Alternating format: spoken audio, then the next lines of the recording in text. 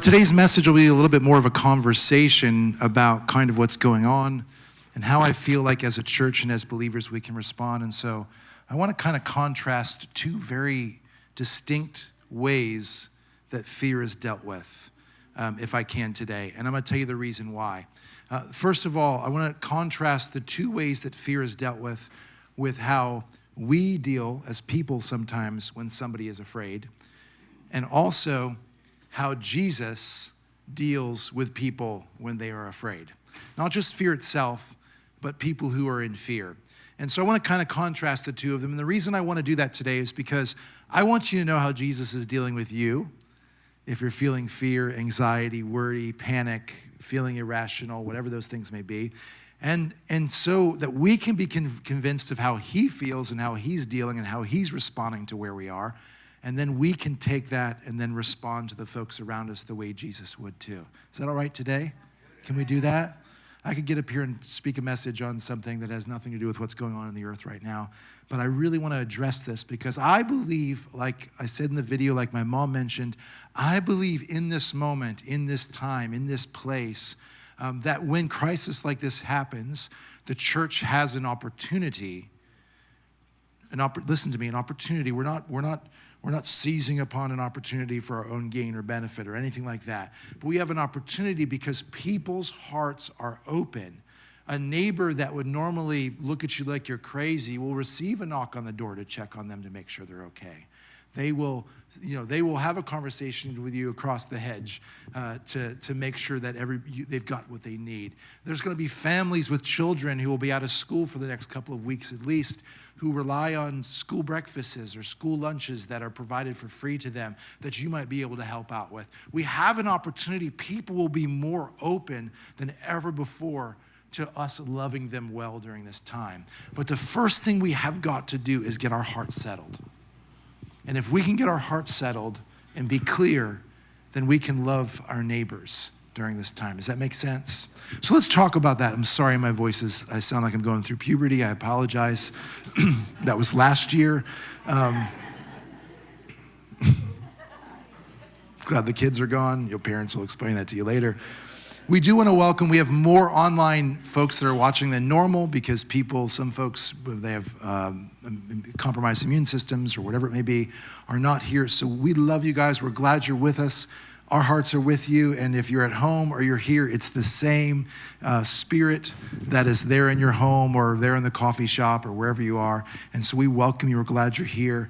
And we do need you, as I said in the video, we do need you to click the link and give because you support what's going on here weekly. And so if you haven't done that, do it. We would appreciate it so much in helping us. And if you are sick or you do need prayer, we do have folks that are part of our congregation that are willing to visit you. They are going with the shield of faith, and they will visit you. They will pray for you. So you reach out to us, and then we'll just quarantine them, okay? The way that Jesus responds to people in fear is totally different. Let's talk about how we respond to one another. We're seeing it immediately. We're seeing it in the panic in grocery stores. We're seeing it in folks buying up toilet paper. Like a year's worth of toilet paper. Like if we're locked in our houses for a year, toilet paper is going to be the least of our worries, okay?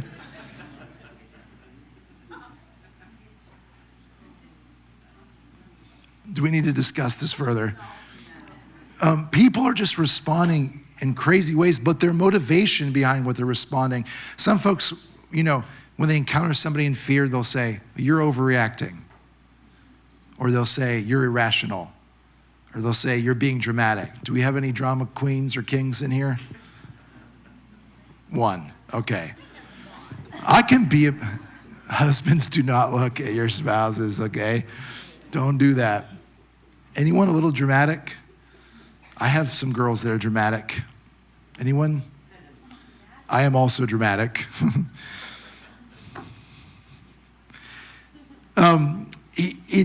Or you're irrational, or you're blowing this out of proportion, or a lot of times what happens with one another is it's really about us, right? When somebody's fearful, it's about how they're affecting us. So you're making me scared, you're inconveniencing me, I'm frustrated with dealing with your panic. Now I can't get gas as quickly as I want to because you're filling up the gas lines.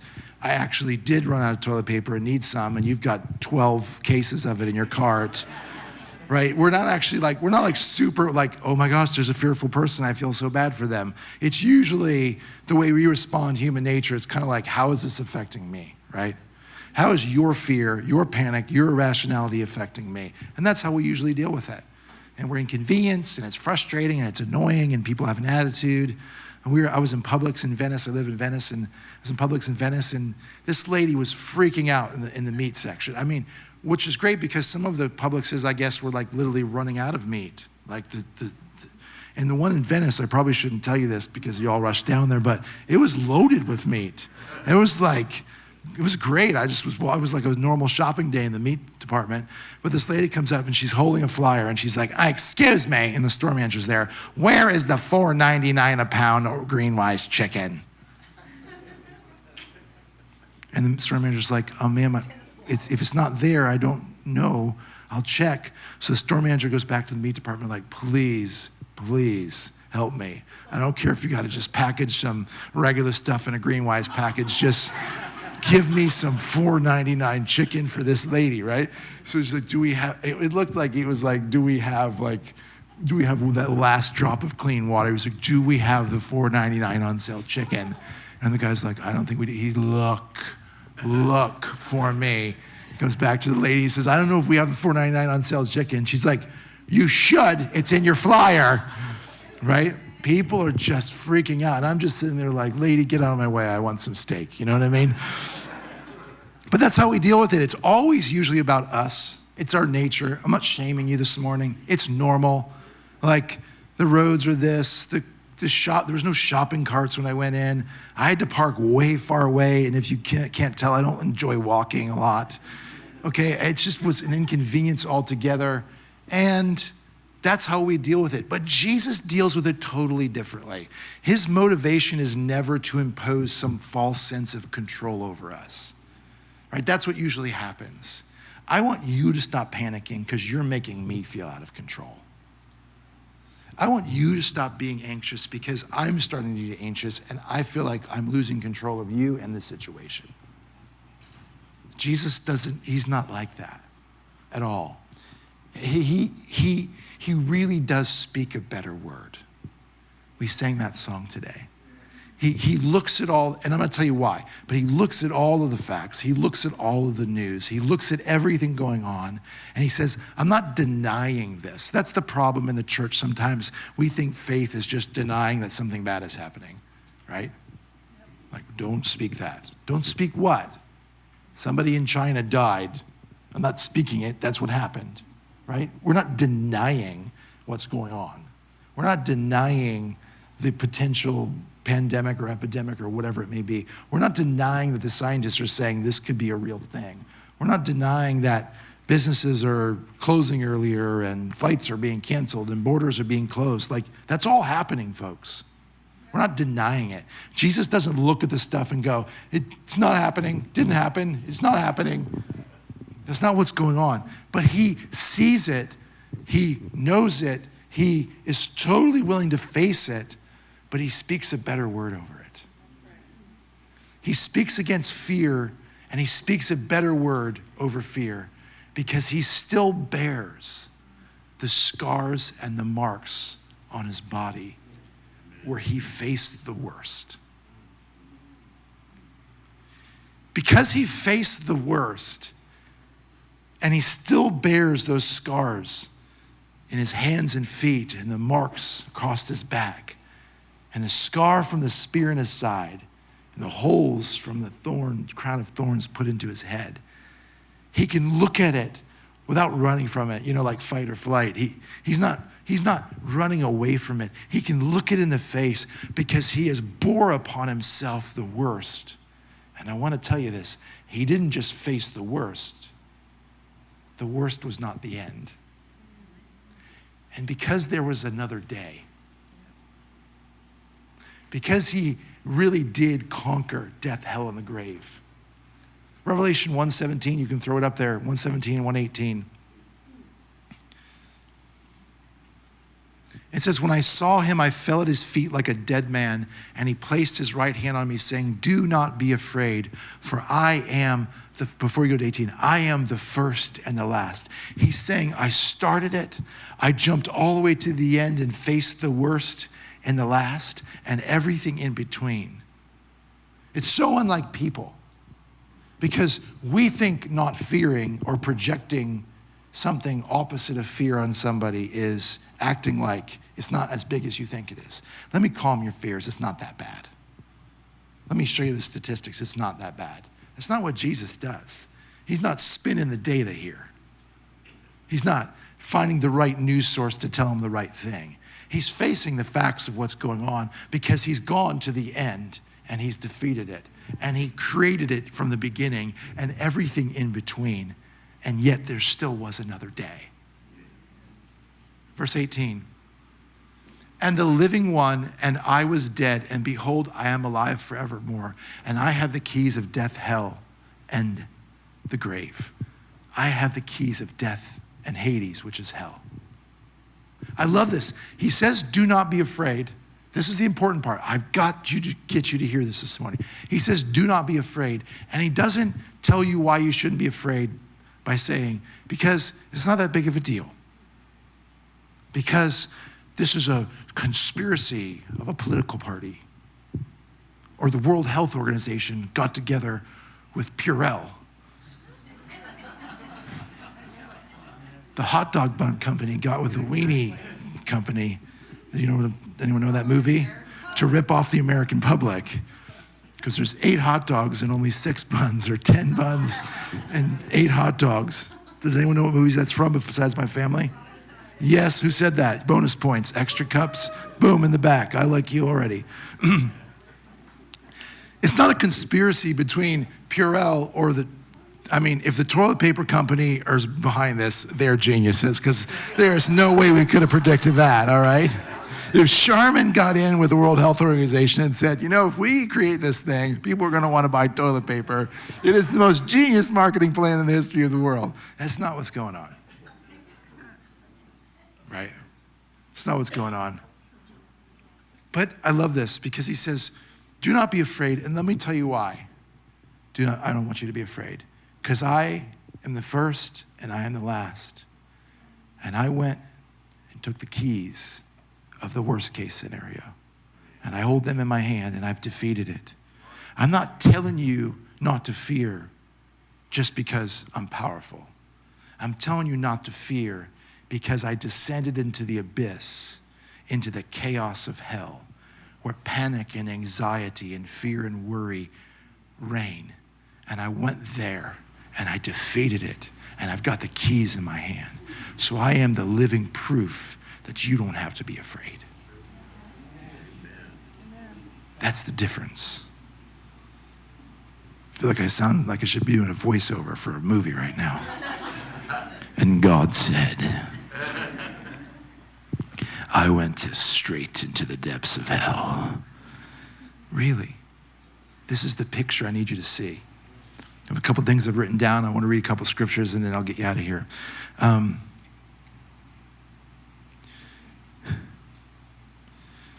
Resurrection itself is hard-edged hope. It's never denial. When he rose from the dead, he wasn't denying the grave. He was defeating the grave. And it is hard-edged hope. It is a hope that can cut through fear in a moment. I have it written here. I want to make sure I read it here. Where is it? Maybe I don't have it here. Maybe I just said it in the first service.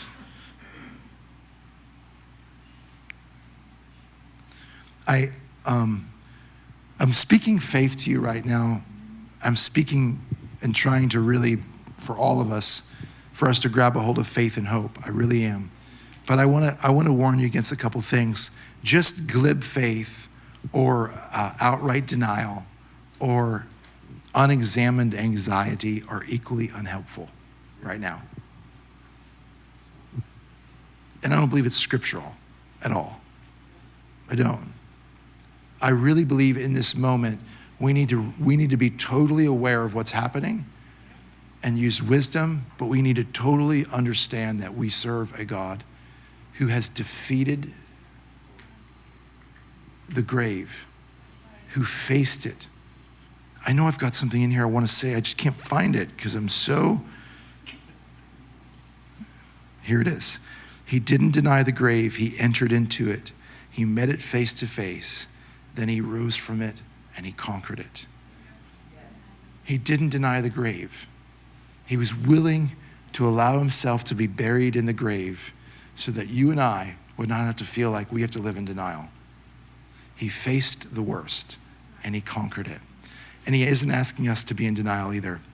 There's so much new information, emotions happening all the time. I have friends that text me this or text me that article, this is going on or that's going on, and your emotions are changing. You know, the cases are down, this is happening. There was a report in Tampa, then that report turned out not to be true.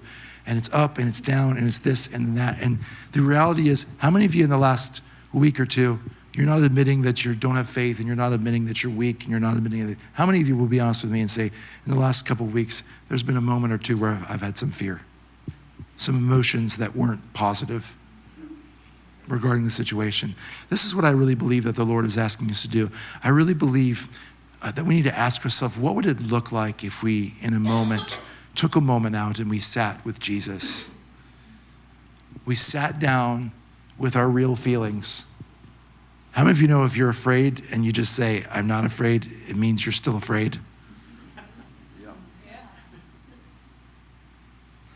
I have a really close friend who bought me this cup, this Yeti cup. Isn't this nice? I'm displaying it. Yeti hit me up. Stephen, tag them in this video, okay?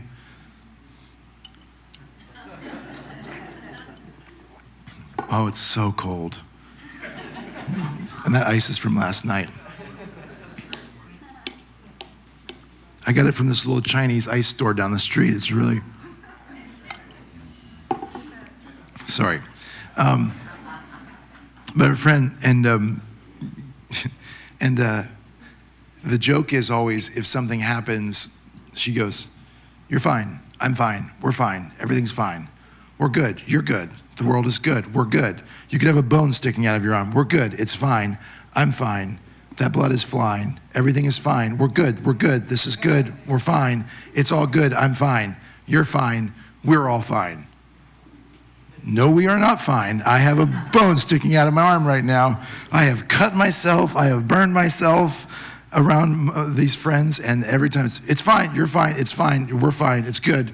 It's not good. I'm bleeding in the mashed potatoes. We are not good right now. These are looking more like beets than mashed potatoes right now. We are not fine, right? How many of you know folks like that, right? Everything's just fine. It's all good. Until the person's like, we're fine, you're fine, everybody's, whoa, right? I was on a fishing trip recently with a friend of mine who's a doctor, and I was the one that was the doctor in that moment, and he was the patient, because I was looking at him, and the seas got rough, and we're fishing, we're offshore, it was a couple months ago, and I'm looking over at him, and I can just see that he is slowing down. You know, like when you're bringing up a 1 ounce weight from 110 feet down offshore, you need to get on it, or it's gonna take a while. And he's like, I thought, oh, homeboy is getting sick. And I looked over at him, I said, hey buddy, how you doing? He goes, fine. I'm fine. I was like, you don't look fine. He's like, I'm fine. I said, are you sure? Because you're turning 50 shades of green.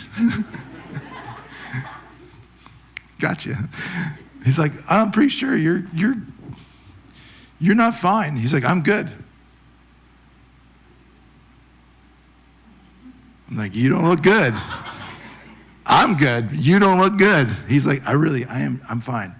I'm fine. I'm just focusing on the horizon. I'm fine. I'm good. I'm great. This is fun. Thank you so much for inviting me. I'm fine. I think he actually mid-fine, and I know it's only one syllable, but he split that syllable in half and hurled over the side of the thing, and hurled, and hurled, and hurled. That's our nature sometimes. We deny that we're feeling what we're feeling, and that's not faith. Jesus is never saying to you, don't admit that you're afraid. Don't admit that you're scared. Don't admit that you have anxiety. You admitting it is not going to make it worse. As a matter of fact, maybe if you'd sit down with him and say, Jesus, what would it look like in a moment to sit down with Jesus and say, hey, let's be real. This is what I'm feeling. You're Jesus now, Charles, by the way. Congratulations, you've been upgraded. Elbow. This is what I'm feeling. And be real and sit with those feelings for a moment. And then go like this. Don't say, oh, I'm not feeling it. Oh, I'm not afraid. Oh, I don't have faith. Oh, this, oh, that. No, just go, hey, the reality is I'm feeling this. But I'm sitting next to the dude that is the first and the last, that has the keys to hell and death, who went to the depths of disorder, chaos, confusion, so that in this moment I could take the reality, what I'm feeling, the reality, the real part of what I'm feeling, not denying it doesn't exist, and take it and go, here.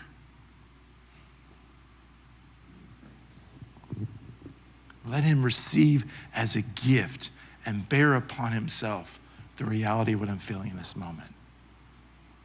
And you know what's beautiful about this? Is because he is love incarnate. And perfect love casts out fear. When I sit with love, fear goes.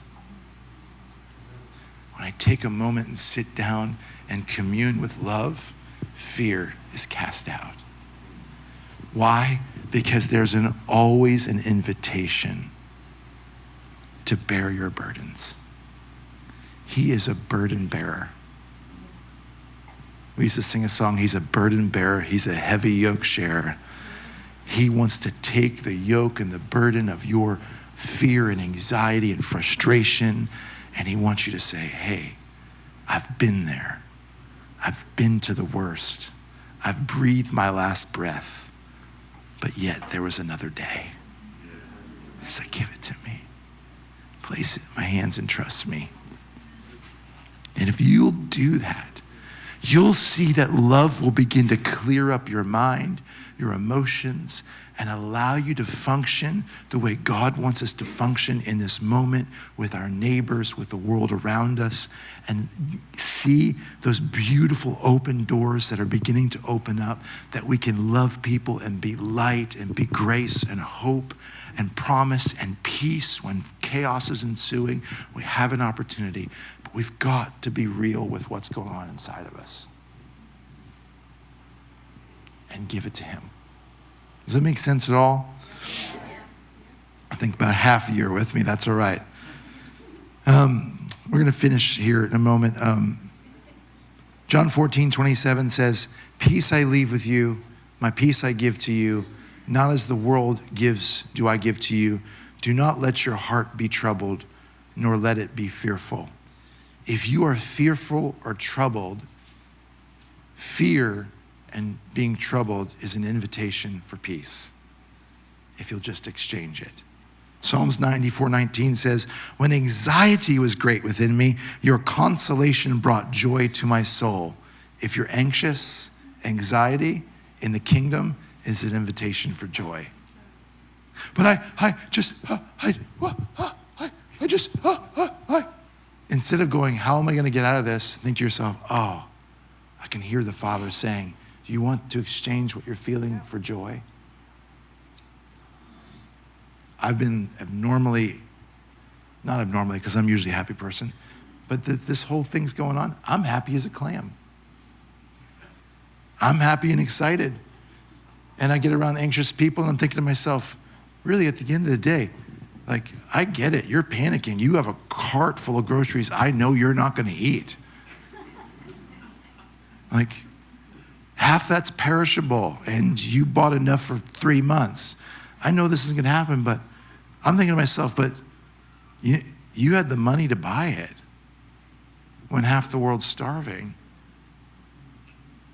I mean, we can find some joy and a reason to be filled with contentment in a moment where fear and panic is ensuing around us.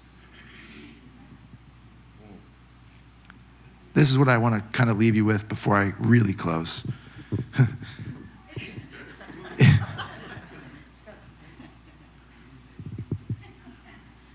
If you're feeling a negative emotion, sit down with love. Sit down with love. Sit down with Charles, AKA Jesus. You're going to get so many numbers after this. It's going to be crazy. You're welcome. I ain't paying for your dates.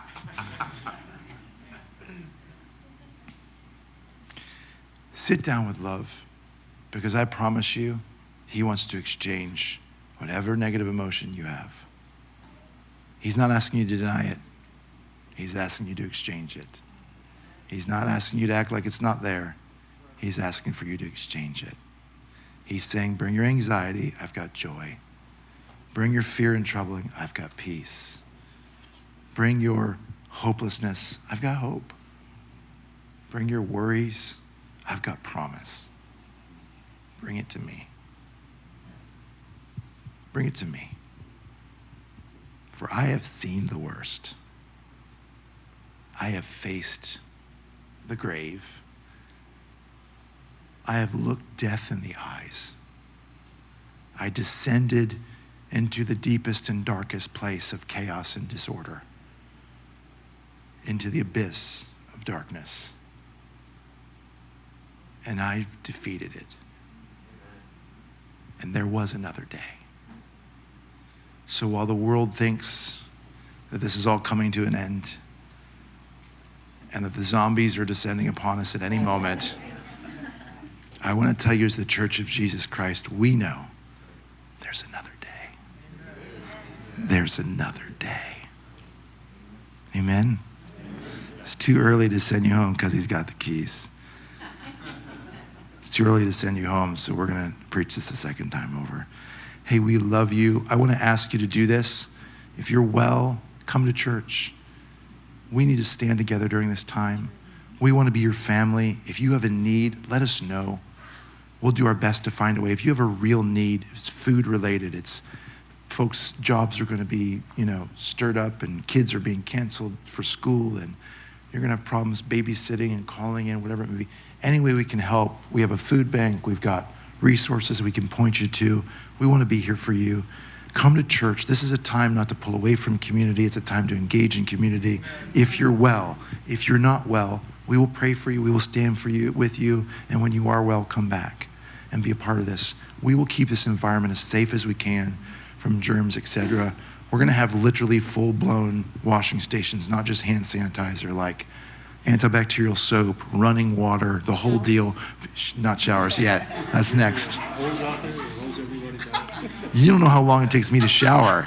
I would never get in the door. It takes me about 30 minutes. I just stare at the wall the whole time.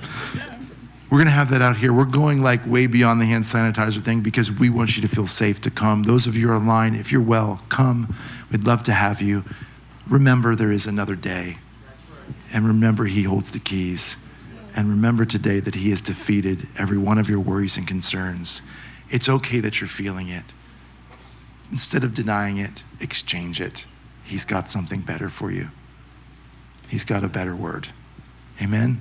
Amen. Love you. See you soon.